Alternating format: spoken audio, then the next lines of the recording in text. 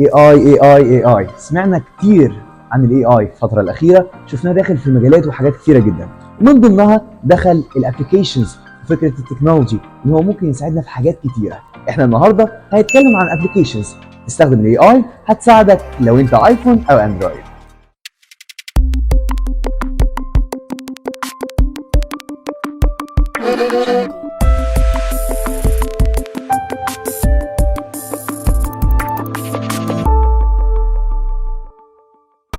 اول ابلكيشن معانا بيتكلم عن فكره تطوير الكواليتي. لو انت عندك اي صوره عايز تطور الكواليتي فيها، عايز تخليها افضل، صوره قديمه، صوره بقالها فتره، او حتى انتشرت وانت خدتها او اتنقلت كتير فالكواليتي بتاعتها ضاعت، الابلكيشن ده هيساعدك من خلال الاي اي، هيرجع الهاي كواليتي للصوره. نفتح الابلكيشن فوتو بلس. طبعا هنعمل continue، بعدها not allowed to track، مش عايزين يشوفوا احنا بنعمل ايه في الابلكيشن. next. هنا هنشوف مميزات الابلكيشن، مش بس بيطور الكواليتي، كمان لو في مثلا نغمشه موجوده في الصوره بيشيلها، لو الصوره ابيض واسود ممكن يلونها، بيرفع الكواليتي بتاعتها.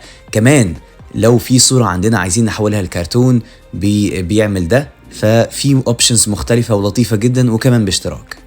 تاني ابلكيشن معانا وهو نوتيفيكيشن نوت، وده بقى بحتاجه انا او كل الناس ممكن تحتاجه لو انت عندك حاجات معينه محتاج ان انت تعملها في يومك مثلا وبتنسى كتير. فهو من خلال النوتيفيكيشن لما تعمل كده في الايفون مثلا، ده تحديدا للايفون، لما تنزل كده الاشعارات هتلاقيه دايما حاطط لك نوتيفيكيشن بالحاجه اللي انت المفروض تعملها. هنا مع بعض هنفتح الاب ستور وننزله، نكتب في السيرش نوتيفيكيشن نوت ونحمل الابلكيشن.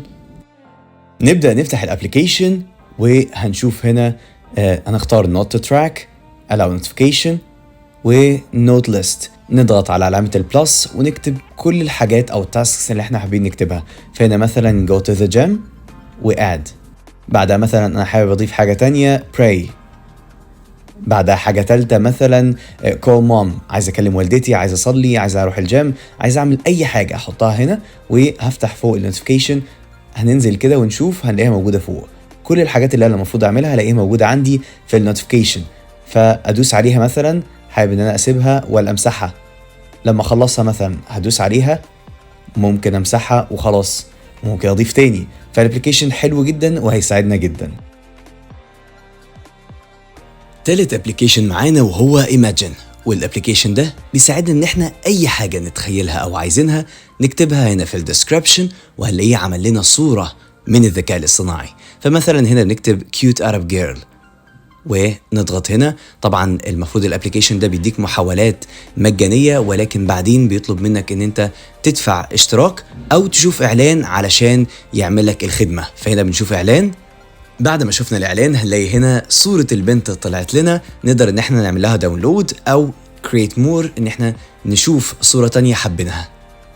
نشوفكم على خير في فيديوهات تانية جاية كتير.